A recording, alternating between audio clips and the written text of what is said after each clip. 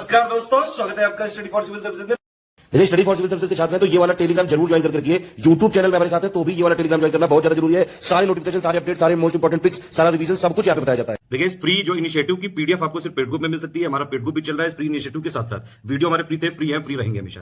लेकिन इसके साथ साथ हमारा पेड ग्रुप भी चल रहा है जहां पे आपको कंप्लीट स्टडी मटेरियल मिलेगा, कंप्लीट आपको आंसर राइटिंग जो है करवाई जाएगी, कंप्लीट फीडबैक दिया जाएगा, कैसे क्वेश्चन को समझना है, किस तरह के क्वेश्चन में क्या आंसर लिखना है, पॉइंट टू पॉइंट एक एक चीज बताएंगे आपके साथ हमारे एक्सपर्ट, और कंप्लीट आपको पर्सनल गाइडेंस भी दिया जाएगा। ज्यादा जानकारी के लिए 8564880530 या 9696066089 पे कॉल या व्हाट्सएप कर सकते हैं, या फिर मुझे डायरेक्टली व्हाट्सएप कर सकते हैं 7838692618 पे। नमस्कार, जय हिंद दोस्तों। स्टडी फॉर सिविल सर्विसेज में आप सबका एक बार फिर से स्वागत है। आज के इस वीडियो में हम देख रहे हैं 66वीं बीपीएससी मुख्य परीक्षा के मेंस के लिए कुछ मॉडल क्वेश्चंस और उनके आंसर्स। तो चलिए शुरू करते हैं आज का video. Study for civil services आपके लिए लेकर आया है यूपीएससी, बीपीएससी, यूपीपीसीएस और यूपीट्रिपलएससी, ईपीएफओ के लिए प्रीलिम्स, मेंस और उनके ऑप्शनल सब्जेक्ट्स के लिए टेस्ट सीरीज, उनके इवैल्यूएशंस बाय आवर अनुभवी फैकल्टीज ग्रुप। अधिक जानकारी के लिए आप हमें इन नंबर्स पर कांटेक्ट कर सकते हैं। इन सोशल मीडिया प्लेटफॉर्म्स पर हमसे जुड़ सकते हैं, हमें फॉलो कर सकते हैं। तो चलिए बढ़ते हैं आज के मुख्य वीडियो की तरफ। आज के इस मुख्य वीडियो में प्रमुखतः हमने 4 सेक्शन से क्वेश्चन लिए गए हैं। पहले है इंडियन पॉलिटी, जिसमें हमने वेलफेयर स्टेट यानी कल्याणकारी राज्य का कॉन्सेप्ट को एग्जामिन किया है। मॉडर्न इंडिया से चंपारण मूवमेंट पे ऐसे तो बहुत सारे क्वेश्चन आ चुके हैं, लेकिन स्पेसिफिकली इसकी इम्पॉर्टेंस पर क्वेश्चन आने की संभावना प्रबल है, क्योंकि आने वाले वर्ष में हो सकता है कि हम अपनी 75वीं आज़ादी की वर्षगांठ मना रहे हों और इसमें चंपारण मूवमेंट का पूछना ज़रूरी है। वैसे इस बार हमने क्विट इंडिया मूवमेंट के भी कुछ कीर्तिमान हासिल किया है। ठीक है, आपको बताना है कि क्विट इंडिया मूवमेंट से जुड़ा हुआ इस वर्ष में हमने क्या अचीवमेंट है, कौन सा ट्रेडमार्क, कौन सा ईयर मार्क हमने क्रॉस किया है क्विट इंडिया भारत छोड़ो आंदोलन के रूप में।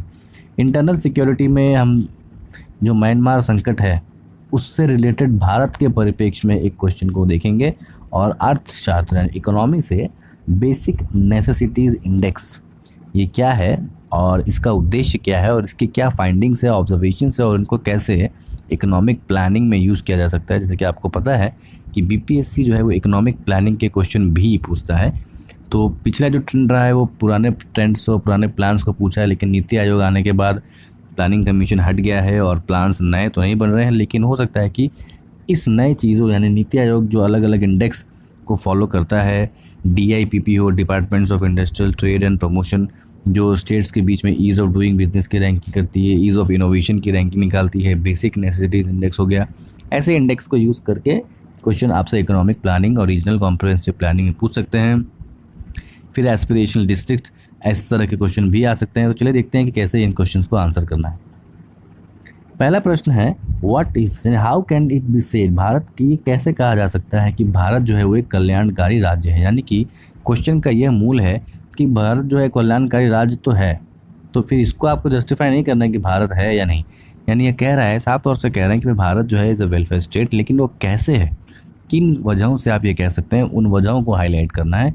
तो पहले हम शुरू करेंगे कि भाई बताने से कि भाई वेलफेयर स्टेट है क्या चीज़। तो what is a welfare state, तो कल्याणकारी राज्य क्या है, तो वो दिखता है। यानी कि वो मानते हैं कल्याणकारी राज्य की जो फिलॉसफी है, जो दर्शन है, the state has the duty of protecting and promoting the economic as well as social rights and the wellbeings of the people. यानी लोगों के, जनता की, नागरिकों के आर्थिक एवं सामाजिक राइट्स, अधिकार, उसके साथ साथ उनके वेलबींग, ठीक है, इसको मेंटेन करना है, उनकी भलाई को भी देखरेख करना, यह सरकार की जिम्मेदारी है। और यही एक दर्शन, यही एक फिलॉसफी है behind the concept of welfare states. It provides, यानी कि शिक्षा हो गए, आवास, जीविका, स्वास्थ्य सेवा इत्यादि, यानी बेसिक जो नेसेसिटीज़ हैं ह्यूमन में, ये जो ह्यूमन डेवलपमेंट इंडेक्स की जो बेसिक नेसेसिटीज़ हैं, उसको राज्य जो है पूरी का पूरा प्रयत्न करेगा कि हर नागरिक को ये मिले। अब कितनी मिल रही हैं, नहीं मिल रही हैं, वो अलग बात है, लेकिन राज्य और राज्य सरकारें ये पूर्णतः कोशिश करेंगी कि राज्य के हर नागरिक को इस तरह की बेसिक सुविधाएं मिलती रहें, और उसके लिए वो प्रयत्नशील रहेंगे। इसलिए जो इंडियन स्टेट है उसे वेलफेयर स्टेट कहा गया है। यानी हमारा जो स्टेट का मकसद है वो कैपिटलिस्ट स्टेट नहीं है, हम प्रॉफिट मेकिंग स्टेट नहीं है। We are not a police state. Police state मतलब क्या होता है कि जहाँ पर जो है पुलिस का राज चलता है, सरकार जो है वो सख्त होती है, नियमों कानून पर चलती है। तो हम पुलिस स्टेट नहीं है, हम है वेलफेयर स्टेट।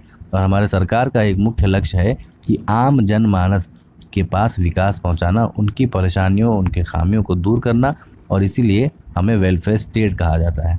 ठीक है, तो ऑल अराउंड डेवलपमेंट, आर्थिक वृद्धि ही नहीं, यानी not on just on economic growth but on whole of the economic development, यानी कि केवल आर्थिक आंकड़ों में वृद्धि नहीं, इस तरह की वृद्धि ना हो कि कुछ लोग ही हैं जो गिने चुने लोग वो अमीर होते जाएं और बाकी सारे लोग जो हैं वो गरीब होते जाएं और असमानता बढ़े।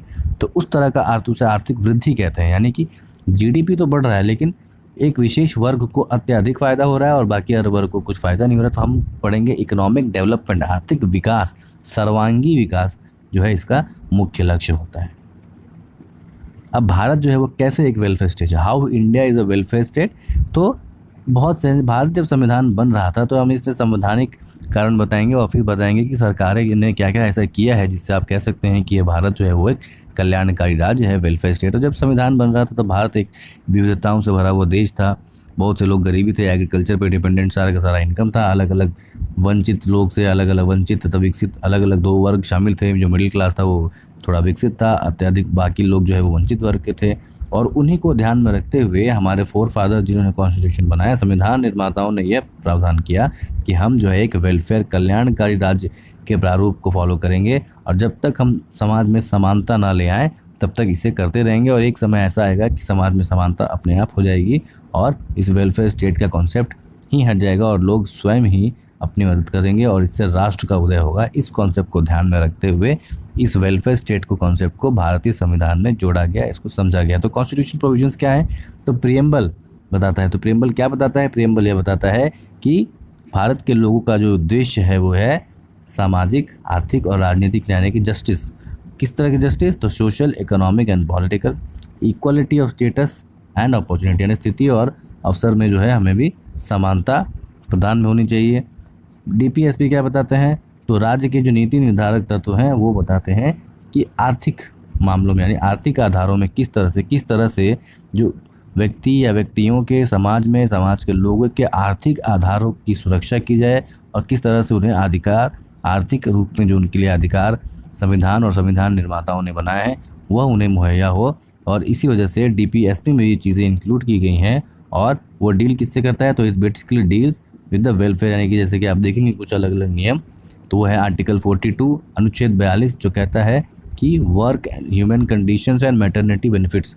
सो मातृत्व लाभ हो गया और मानवीय स्थिति में काम करना, equal pay for equal work article 43, free and compulsory education for children article 45, article 47 nutrition and better standard of living.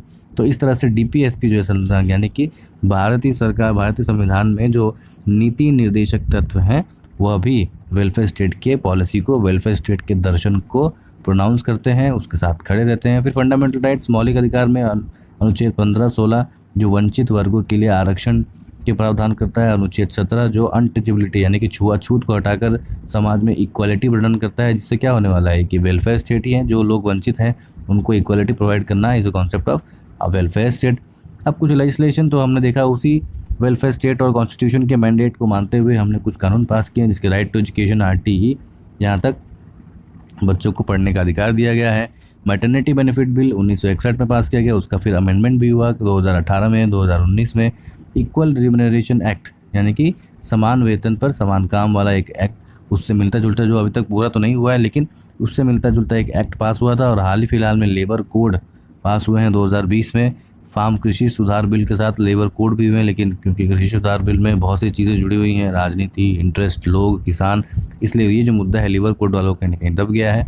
Reservations to the economically weaker section जो 2019 में आर्थिक रूप से पिछड़े हुए सवर्णों को जो जहाँ तक जिस तरह से आरक्षण मिलता है वो भी एक कॉन्सेप्ट है वेलफेयर स्टेट का। और इसी कॉन्सेप्ट को, इन्हीं पॉलिसीज़ को यूज़ करते करते इन्हीं एक्ट को इम्प्लीमेंट कराने के लिए जो सरकारों ने बहुत सारी स्कीम लॉन्च की है, जिसका आप एग्जांपल दे सकते हैं। ऐसे तो बहुत सारी स्कीम है, कुछ याद हो तो एग्जांपल दिया करें जिससे आपका आंसर को प्रामाणिकता, दैट इज़ ऑथेंटिसिटी, प्रामाणिकता मिले। सो आयुष्मान या भारत, मनरेगा, उज्ज्वला योजना, सौभाग्य योजना, मातृत्व योजना, जो है मेंटल डिलीवरी यानी कि जब महिलाओं की डिलीवरी होती है उस वक्त कुछ पैसे और एम्बुलेंस सर्विस और न्यूट्रिशियस फूड। उज्ज्वला योजना तो आपको पता ही है, ईंधन। सौभाग्य योजना भी पता है आपको।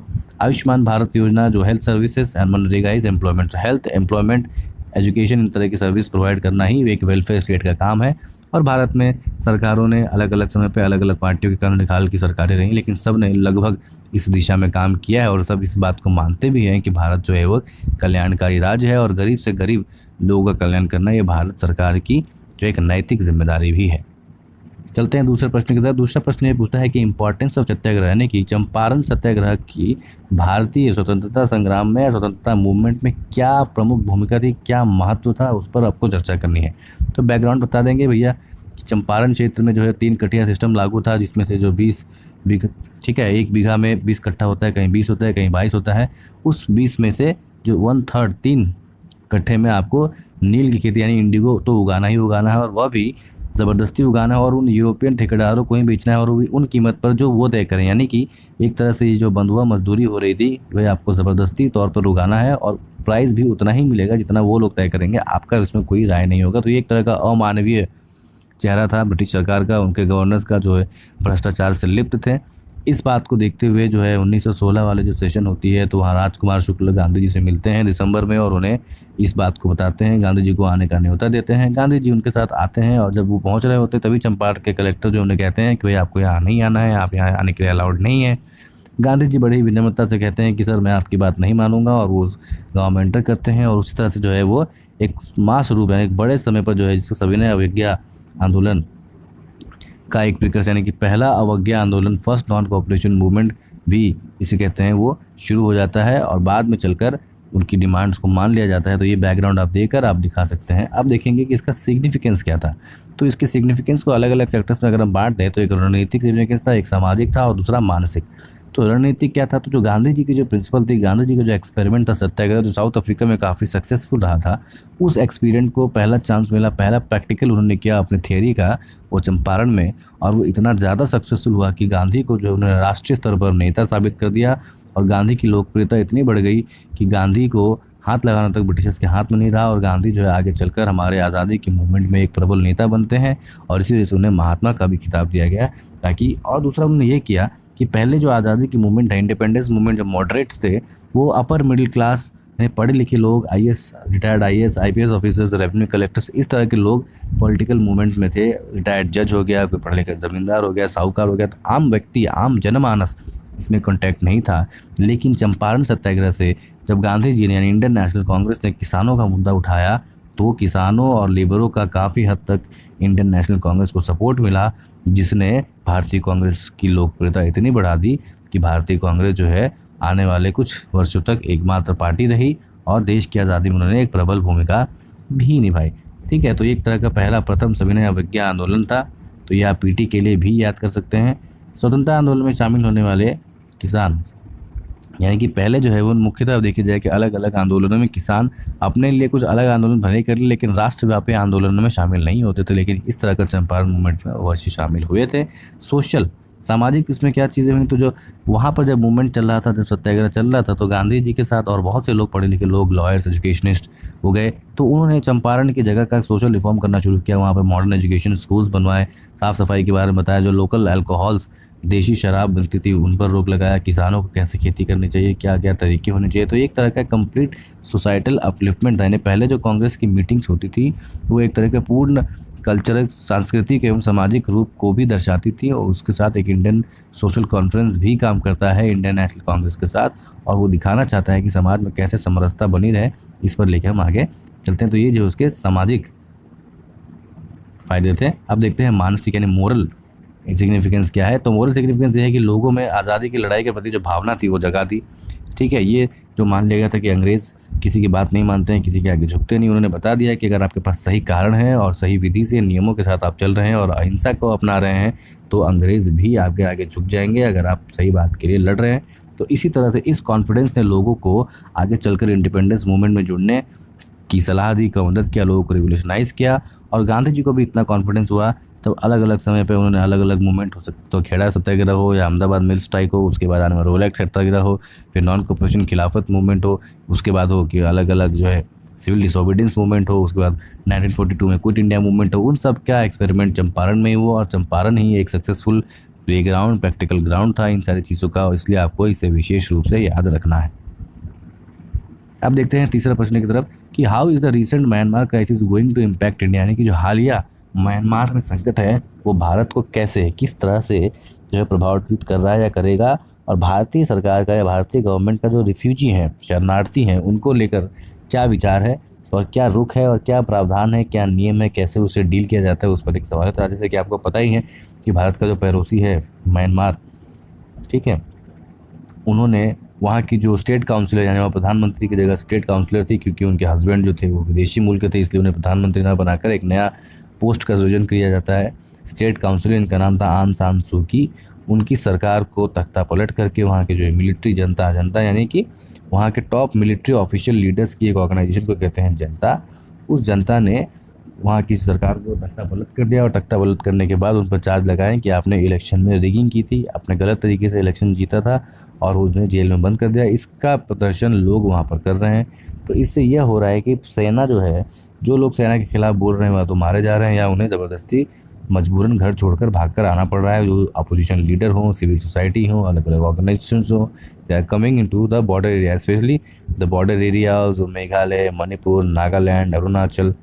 तो इन सारी जगहों पर जब वो भाग भाग के आ रहे हैं तो इससे होता ये है कि लॉ एंड ऑर्डर प्रॉब्लम आ सकती है। ठीक है, हो सकता है कि उनमें से कुछ लोग जो हैं वो आईएसआई के एजेंट हो। दूसरा, नॉर्थ ईस्ट में तो वैसे ही अल्फ़ा उल्फ़ा जो है इंसर्जेंसी चलती रहती है, तो ये लोग, ऐसा माना जाता है कि जो वहाँ के नागालैंड के विशेष करके जो दोस्त हैं या कुछ परिवार हैं, उनके म्यांमार में भी कुछ परिवार हैं, तो आपस में जो है पारिवारिक एक्सचेंज संबंध बने रहते हैं।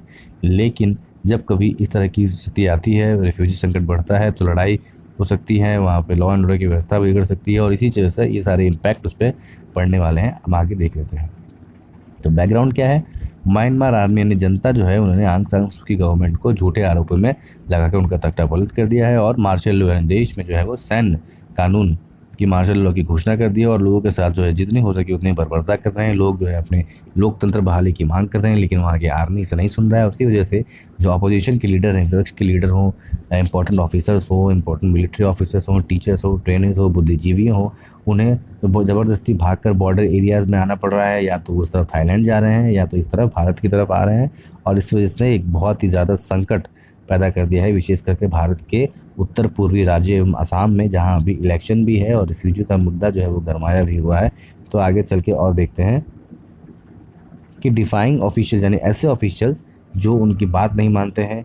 ठीक है, मिलिट्री में बहुत सारे ऑफिशियल होते हैं जो लोकतंत्र के लिए अपनी जान भी दे देते हैं, जैसे कि भारतीय सेना ने कभी ऑटोक्रेटिज्म के पास गए ही नहीं, हमेशा किसी न किसी व्यक्ति के अंदर ही काम करते रहे। और क्योंकि हमें ये हमारा इतिहास में भी निहित है कि जो राजद्रोह या विद्रोह को हम अच्छा नहीं मानते हैं, इसी वजह से वहाँ की सेनाएं जो है, हमारी भारतीय सेनाएं भी जो है कभी इस तरह के विद्रोह को पॉपुलराइज नहीं करती, क्योंकि हमारे समाज में लोकतंत्र इतना गहरा घुस चुका है कि इस तरह की चीज़ों को हम कभी सपोर्ट ही नहीं करेंगे।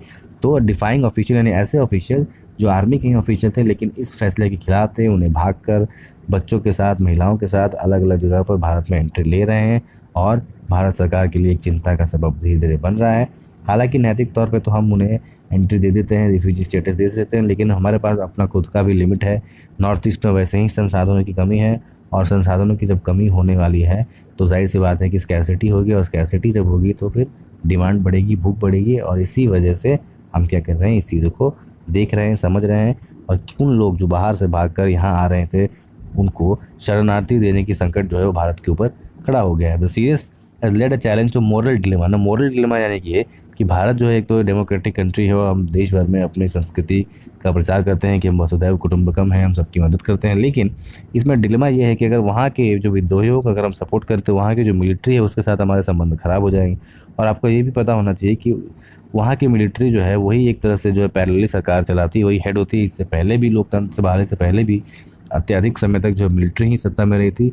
तो अगर हमको मिलिट्री से, म्यांमार मिलिट्री के साथ संबंध अगर ख़राब हो गए तो वो क्या करेगा, चाइना से अपना हाथ मिला सकता है और भारत के अगेंस्ट इसको यूज़ कर सकता है। इसलिए भारत जो है बढ़ चढ़कर डायरेक्टली कोई कुछ नहीं कह रहा, लेकिन जो इलेक्शन टेकिंग होना चाहिए, जो एक्शन लेना चाहिए वो अवश्य लेना। तो इनके पास मोरल डिलेमा हो गया है। मोरल डिलेमा यानी कि क्या उन्हें आने दे, वसुधैव कुटुंबकम बनाते, और दूसरा कि प्रैक्टिकली क्या हमारे पास उतने संसाधन हैं कि कितने लोगों को, अथाह लोगों को आते रहें, फिर वो आएँ, उनमें से कोई आतंकवादी हो, कोई उल्फा का एजेंट हो, कोई अल्फा का एजेंट हो, लॉ एंड ऑर्डर में प्रॉब्लम फैलाएं। तो वो सारी समस्याएं जो है भारत में उभर रही हैं। उसके साथ साथ चीज़ों को और कॉम्प्लिकेट कर दिया असम के चुनाव, बंगाल के चुनाव, CAA, NRC, ये सारी चीज़ें मिलकर जो है नॉर्थ ईस्ट के पूरे रीजन को जो है वो कॉम्प्लेक्स और अपसेट करके रखा हुआ है। इम्पैक्ट ऑफ इंडिया, तो भारत पर इसका क्या प्रभाव पड़ रहा है? सबसे पहले भाई शरणार्थी भर भर के आ रहे हैं, भर भर के आ रहे हैं, यही सबसे बड़ा प्रभाव है। उनको खाना चाहिए, पीना चाहिए, ठीक है, सीवेज मैनेजमेंट, वेस्ट मैनेजमेंट, कपड़े मैनेजमेंट, तो सब क्या खुले में भी करेंगे? तो खुले में शौच करेंगे तो अब कोविड-19 से बीमारी भी फैल सकती है। वो अलग अलग समाज में जाएंगे तो उससे बीमारी फैल सकती है। वो बांग्लादेश से आए, बांग्लादेश कोई कोविड फ्री कंट्री अभी तक तो हुआ नहीं है, तो इस वजह से धीरे धीरे बांग्लादेश और म्यांमार दोनों के बॉर्डर से लोग आ रहे होते हैं, तो वो जो है म्यांमार और बांग्लादेश अभी तक तो कोविड फ्री कंट्री हुए नहीं है, तो वहाँ भी आने वाले चेक को हमको रोकने की ज़रूरत है। The states already have strained resources यानी जो है संसाधनों की समस्या पहले से झेल रहे हैं। ह्यूमैनिटेरियन क्राइसिस है, मानवीय संकट है। भाई आप कोई आपके देश में मदद मांगने के लिए आए तो आप उसको कब तक मना करेंगे? लेकिन इसका ये एक दूसरा पहलू भी है कि आप कितने लोगों को आने देंगे, क्योंकि हमारे पास खुद की ग्लोबल हंगर रिपोर्ट में हम पीछे चल रहे होते हैं, भुखमरी में हम आगे हैं, तो हम उन लोगों को भी क्या ही खिला देंगे जो हमारे पास मांगने के लिए आ रहे हैं। Many of the insurgent group जो है वो उसने बताया उनको कि मुंबई ट्राइब्स को कि भाई इनके पास बहुत सारे इन्फॉर्मेशन होते हैं, but the only thing is कि जो गन की लोकेशन है वो कभी इधर हो कभी उस तरफ हो, ठीक है। तो आप कोविड-19 की चीज़ें हम देखेंगे, कोविड-19 स्प्रेड, सैनिटेशन, तो इस तरह से जो भारत में जो समस्या बढ़ रही है, बाहर से जो रिफ्यूजी आएंगे तो बीमारी लेकर आएंगे, कोविड-19 की स्प्रेड हो सकती है, सैनिटेशन का प्रॉब्लम हो सकता है, लॉ एंड ऑर्डर का प्रॉब्लम हो सकता है, कल्चरल क्लैशेस हो सकते हैं, जो रिफ्यूजीज़ और लोकल लोगों के बीच में कल्चरल क्लैशेस हो सकते हैं, रिलीजियस क्लैशेस होते हैं, क्योंकि आपको पता है जो रिफ्यूजी आ रहे हैं वो एक विशेष रिलीजन के हैं और वहीं के रिलीजन ने जो है इस्लामिस्ट को वहाँ से भगा दिया था, और रोहिंग्या वाला जो क्राइसिस है तो हो सकता है जो बचे हुए रोहिंग्या हो वो उन पर अटैक कर सकते हैं। तो इस तरह का जो है इम्पैक्ट भारत में पड़ने वाला है और काफ़ी सीरियस इम्पैक्ट पड़ने वाला है। अब भारतीय सरकार का जो शरणार्थी है उस पर क्या राय है, क्या रुख है? तो सबसे पहले तो ये इसको देखता है भारतीय गृह मंत्रालय यानी होम मिनिस्ट्री ऑफ इंडिया, और वो इससे शरणार्थियों से जाने वाले जो इमिग्रेंट हैं जिनके पास वीज़ा नहीं है या ख़त्म हो गया, उन्हें फॉरेनर्स एक्ट 1946 के तहत ही वो डील करते हैं। उसमें कोई कमी नहीं, ज़्यादा नहीं। 1946 के हिसाब से जो फॉरेनर्स एक्ट होते हैं उसी एक्ट के हिसाब से हम डील करते हैं आने वाले रिफ्यूजियों के साथ। और ना तो हम 1951 में जो है वर्ल्ड रिफ्यूजी कन्वेंशन, ठीक है, तो वैश्विक रिफ्यूजी कन्वेंशन के ना तो हम हस्ताक्षरता हैं और ना ही उसके 1967 में बनाए गए प्रोटोकॉल के, यानी कि हम किसी भी तरह की जो है अंतर्राष्ट्रीय रिफ्यूजी, अंतर्राष्ट्रीय शरणार्थी संगठन के, खास करके सचिन तेंदुलकर तो कभी सदस्य नहीं बने और वो शरणार्थी संगठन को इतना विशेष मानते भी नहीं। उनका कहना है कि जब रिसोर्स वाली कंट्री में सोर्सेज बढ़ने लगते हैं तो लोग अपने आप पीछे आना शुरू कर देते हैं। Now, so India is not a party of 1951 refugee convention and this provides an humanitarian assistance but not of permanent kind। यानी कि भारत जो है लोगों को ह्यूमैनिटेरियन असिस्टेंस तो दे रहा है, वो तो उनका मोरल राइट है, उनको देना पड़ेगा, लेकिन इसके लिए हमको परमानेंट हमारे पास पॉलिसी नहीं है। और इसी वजह से क्या हो रहा है कि जो बार बार जब रिफ्यूजी संकट होता है, शरणार्थी संकट होता है, तो भारत जो अलग से डिलेमा में फंस जाता है कि क्या करना है, हमको रखना है कि नहीं रखना है, क्योंकि हमारे पास खुद के भी इतने रिसोर्स नहीं है। अब देखते हैं चौथे प्रश्न की तरफ कि what is basic necessity index and it's की आउटकम्स। तो बुनियादी आवश्यकता सूचकांक क्या है और इसके आउटकम्स क्या है उसको देख लेते हैं। तो बेसिक नेसेसिटी इंडेक्स यह है कि इसे आर्थिक सर्वेक्षण ने 2020-21 में प्रारंभ किया था। जो आर्थिक सर्वेक्षण जो है वित्त मंत्रालय के अंदर आता है वह इसे प्रकाशित करता है और इसमें मुख्यतः विलेज, अर्बन और नेशनल यानी कि गाँव, शहर और राष्ट्रीय तीनों ही स्तर पर डेटा अवेलेबल है। और ये क्या करता है कि 5 मुख्य पैरामीटर यानी 5 मुख्य पैरामीटर जैसे कि आवास, जल, स्वच्छता, पर्यावरण, बिजली, स्वच्छ खाना पकाने का ईंधन, इन सारी चीज़ों को ध्यान में रखते हुए, पैटर्न को देखते हुए एक एवेल्यूटी करता है। And there evaluate the people is data collected, यानी कि जो NSO नेशनल स्टैटिस्टिक्स ऑफिस जो डेटा कलेक्ट करती है वो डेटा फिर जो है वो चीफ इकोनॉमिक एडवाइज़र के पास जाता है। वो इकोनॉमिक एडवाइज़र जब बजट बनाते हैं तो फिर उसी से बेसिक नेसेसिटीज़ इंडेक्स भी बनता है। बेसिक प्रमुख कारण क्या था ये बनाने का? तो प्रमुख कारण ये था कि जैसे कि पता है कि बहुत सारे जो सोशल इंडिकेटर्स है, सोशल इंडिकेटर इंडेक्स यानी ह्यूमन डेवलपमेंट इंडेक्स हो या हंगर इंडेक्स हो या जेंडर इक्वालिटी इंडेक्स हो, इन सब में हम नीचे जाते जा रहे हैं। तो हमको ये देखना है कि राज्य वाइज, हर स्टेट वाइज कौन क्या परफॉर्मेंस कर रहा है, कहाँ पर क्या दिक्कतें आ रही हैं और किस तरह से आगे उन्हें बढ़ाया जा सकता है। तो उसको ध्यान में रखते हुए इस तरह की जो है चीज़ें बनाई गई थी और इस तरह के इंडेक्स बनाए जाते हैं ताकि हम अलग अलग चीज़ों में इसका फ़ायदा उठा सकें। प्लानिंग में बेसिकली जो रीजनल प्लानिंग होती है, इकोनॉमिक प्लानिंग में इसका फ़ायदा हो सकता है। तो इसका काम ये था कि जो बेसिक थिंग्स आम जनमानस में, आम जनता में जो बेसिक मूल सामान्य है जो उन्हें मिलनी चाहिए, मूल चीज़ें मिल रही हैं या नहीं मिल रही है। अगर नहीं मिल रही हैं तो किस तरह की अलग अलग पॉलिसियाँ बन रही होती हैं जिससे उसे फ़ायदा हो सकता है, जिससे उसे कुछ पॉलिसीज़ या बेसिक इनकम मिल सके। टू प्रमोट द वेलफेयर, तो जो स्टेट का वेलफेयर कैरेक्टर, हमको जैसे पता है कि वेलफेयर स्टेट का कैरेक्टर क्या होता है, गरीब लोगों का भलाई करना, भले ही सरकारी टैक्स पेयर का पैसा थोड़ा ज़्यादा लग जाए, हम किसी कोई कंपनी में लॉस में चले जाएं, लेकिन हमको जो है वो गरीब लोगों की भलाई के लिए पैसे वहाँ पर खर्च करना है। तो ये भी बेसिक नेसेसिटी इंडेक्स ये बताएगा कि किन जगहों पर जो मूल आवश्यक चीज़ें हैं, वहाँ की जो संगठना है, वहाँ की जो चीज़ें हैं, वहाँ का रिसोर्स है वो कम है, और इसी वजह से हम यहाँ से पैसे डायरेक्ट कर देंगे उन जगहों पर, ताकि कोविड रिलेटेड फाइटिंग जो है वो जारी रह सके। ठीक है, सस्टेनेबल डेवलपमेंट हो गया, ह्यूमन डेवलपमेंट हो गया, वर्ल्ड हंगर इंडेक्स में अपने प्लान को सुधारने के लिए, ये सारे जो इसके basic roles and aims and impacts. अब इन रिपोर्ट से यानी बेसिक नेसेसिटी इंडेक्स से हम क्या इन्फ्लुएंसेस, प्रमुख संदर्भ क्या क्या निकाल सकते हैं। तो पहला संदर्भ ये निकाल सकते हैं कि NSO के आंकड़ों के आधार पर जो है ये BSL जो है वो शुरू हुआ था, और 2019-20 में जो है वो सुधरा है इन कंपैरिजन टू 2012। 2012 में जो नेसेसिटीज़ थी उसके तुलना में 19-20 का BNI जो है वो काफ़ी सुधरा हुआ है।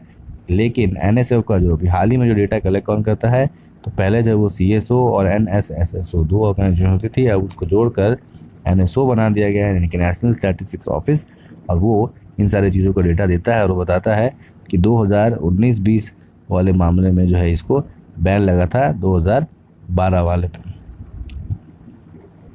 स्कीम्स सच एज स्वच्छ भारत हो गया, जल जीवन मिशन हो गया, PM आवास योजना, सौभाग्य योजना, उज्ज्वला योजना, ये सारी स्कीम जो है वो बेसिक नेसेसिटी इंडेक्स की चीज़ों को प्रोवाइड करा रही हैं। इससे भारत का जो स्कोर है वो बेसिक नेसेसिटीज इंडेक्स में धीरे धीरे आप देखेंगे कि बढ़ता जा रहा है। केरल और पंजाब इसमें सबसे आगे हैं।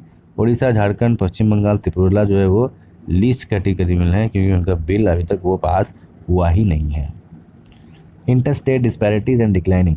अब कान की बात यह है कि ये बता रहे हैं कि BMI जो बेसिक नेसेसिटीज इंडेक्स ये बता रहा है कि जो इंटरस्टेट यानी अंतर राज्य, दो राज्यों के बीच में जो पहले फ़र्क होता था कि असमानताएं होती थी, वो धीरे धीरे अब घट रही है, यानी कि हर राज्य वो एक लेवल पे, एक परफॉर्मिंग लेवल पे आ रहा है। तो ये एक अच्छी चीज़ है। Improve BNI help in improving health benefits and other indicator, यानी कि अगर आपके पास BNI इंडेक्स है, सारे डेटा हैं, सारे ग्राफ्स है, चार्ट्स है, तो आप बढ़िया इकोनॉमिक प्लानिंग कर सकते हैं। बढ़िया इकोनॉमिक प्लानिंग करने के बाद वहाँ इम्प्लीमेंटेशन बढ़ा सकते हैं, हेल्थ पॉलिसीज़ बढ़ा सकते हैं, एजुकेशन पॉलिसीज़, क्योंकि आपको पता है कि हेल्थ सिस्टम हो या हेल्थ इंफ्रास्ट्रक्चर हो या हेल्थ पॉलिसीज़ हो या सर्विस हो, वो रातों रात 1 साल या 2 साल में नहीं बनती। उन्हें समय लगता है, 3-4 साल का समय लगता है। जो MBA से उससे भी 5 साल का समय लगता है, और तब जाके एक व्यक्ति डॉक्टर कहलाता है। तो इस तरह से जो बेसिक नेसेसिटीज़ इंडेक्स है, उन नेसेसिटीज़ इंडेक्स में जो चीज़ें अवेलेबल हैं, उसका अगर हमारे पास आइडिया हो जाएगा कि ये सारी चीज़ें अवेलेबल हैं और ये सारी चीज़ें अवेलेबल नहीं है किसी विशेष क्षेत्र में, तो उसकी अवेलेबिलिटी बढ़ाया जा सकती है।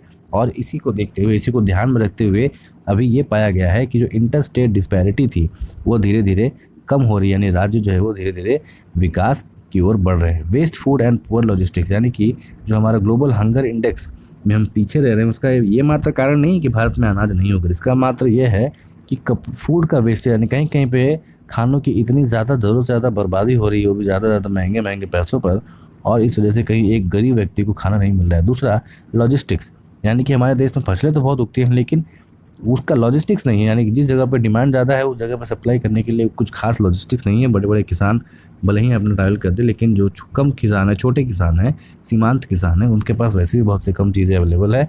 तो ये सारा जो लॉजिस्टिक का जो प्रॉब्लम है, ये चीज़ें लॉजिस्टिक की प्रॉब्लम से हमारा हंगर इंडेक्स बढ़ रहा है, ना कि हम उगा नहीं रहे हैं, ना कि हमारे भूख बढ़ रही है। तो हम लॉजिस्टिक यानी जो उगा हुआ चीज़ है उसे पहुंचा नहीं पा रहे हैं ज़रूरतमंदों तक, और इसी वजह से जो हमारा ह्यूमन डेवलपमेंट इंडेक्स है वो धीरे धीरे नीचे आता जा रहा है। और वेस्ट फूड, तो बड़े बड़े पार्टीज़ में एलिस्ट क्लास में खाने को बर्बादी करते हैं, तो वो जब कहीं एक व्यक्ति जो खाने की वजह से मर रहा है और दूसरा व्यक्ति जो खाने को बर्बाद कर रहा है, उसके बीच में दो चीज़ें हैं, that is the basic necessities index. Increase BNI level है indirectly contributed the better economic growth, यानी कि भारत की जो है इकोनॉमिक ग्रोथ में अच्छा, अगर BNI इंडेक्स का स्कोर अच्छा होगा, जाहिर सी बात है कि जब बेसिक नेसेसिटीज़ लोगों के पास होंगी तो इकोनॉमिक ग्रोथ भी होगा। तो ये सब सारे इन्फ्लुएंस जो है वो लिए गए थे उस चैप्टर से, BNI इंडेक्स से। तो आज के लिए इस वीडियो में इतना ही था। मिलते हैं आपसे अगले वीडियो में। जय हिंद, जय भारत।